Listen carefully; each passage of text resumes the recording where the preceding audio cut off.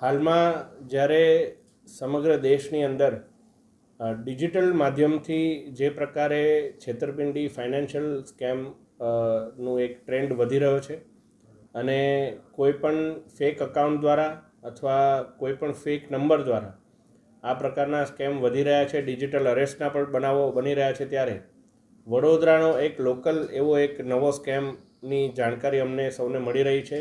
આ વડોદરાના નગરજનો માટે ખૂબ મહત્ત્વનું છે કે તેઓ જાણે કે હાલમાં વડોદરા ગેસ લિમિટેડના નામથી આપને ફોન આવી શકે છે, મેસેજ આવી શકે છે કે આપનું બિલ આટલું બાકી છે અને આ બિલ ઉપર આપ આટલી કાર્યવાહી કરો, બાકી આપનું કનેક્શન કટ કરવામાં આવશે. જ્યારે નાગરિકોને એમને પૂછવામાં આવે કે મારું તો બિલ ભરાઈ ગયું છે, તો એમને એવી લિંક મોકલવામાં આવે કે આ લિંક પર આપ ક્લિક કરો એટલે આપને આપના બિલની જાણકારી મળશે અને જો ફરી એકવાર ભરાયું હશે તો આપને એ રિફંડ આવી જશે.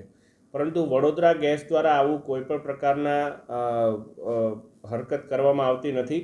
આવું કોઈ પણ વડોદરા ગેસના નામે કોઈ ફ્રોડ આપને ફોન આવે તો મારી આપ સૌને વિનંતી છે કે આને ઇગ્નોર કરવું અને શક્ય હોય એટલું રિપોર્ટ કરવું અને આવા કોઈ પણ લિંક ઉપર ક્યારેય પણ ક્લિક આપના ફોનથી ના કરવો એટલી એક મારી આપ સૌને વિનંતી છે.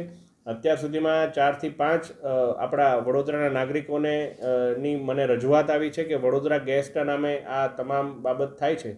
વડોદરા ગેસના અધિકારીઓને પણ મારા ઓફિસથી સંપર્ક કરવામાં આવ્યો છે અને ચકાસણી પણ કરવામાં આવી છે કે આવા પ્રકારના કોઈપણ ફોન અથવા કોઈપણ લિંક વડોદરા ગેસ દ્વારા પર્સનલી કોઈને મોકલવામાં નથી આવતા. તો આવા કોઈપણ મેસેજીસ અથવા કોલથી આપ સૌ સતર્ક રહી અને આવા કોઈપણ સ્કેમનો ભોગ બનવાથી બચજો એવી મારી આપ સૌને નમ્ર અપીલ છે. સાહેબ, આ વિષયને લઈને સાયબર ક્રાઇમમાં કે વડોદરા પોલીસ કમિશનર સાથે વાત થઈ, કારણ કે અટકાવવું ખૂબ જરૂરી છે, કેમ કે જે સામાન્ય ઘરના લોકો છે તેમને તો કદાચ નથી ખબર પડી રહી. જી ચોક્કસ, આ બાબતે 2-3 એવા સામાન્ય પરિવારના જ અમારી પાસે કિસ્સા બહાર આવ્યા છે અને એમણે પોલીસ વિભાગનો પણ સંપર્ક કરેલો છે. પરંતુ આમાં સૌથી વધારે ઇમ્પોર્ટન્ટ કોઈ હોય તો એ વાત છે કે તમામ વડોદરાના નગરજનોને આ વાતની જાણ થાય, જેથી ક્યાંય પણ કોઈ એકલ દોકલ વ્યક્તિ પણ આ વાતનો ભોગ ના બને. એ માટે મારી આપ સૌને નમ્ર અપીલ છે કે આ અપીલને વધારેમાં વધારે લોકો સુધી પહોંચાડી અને આ બાબતે સતર્ક કરશો.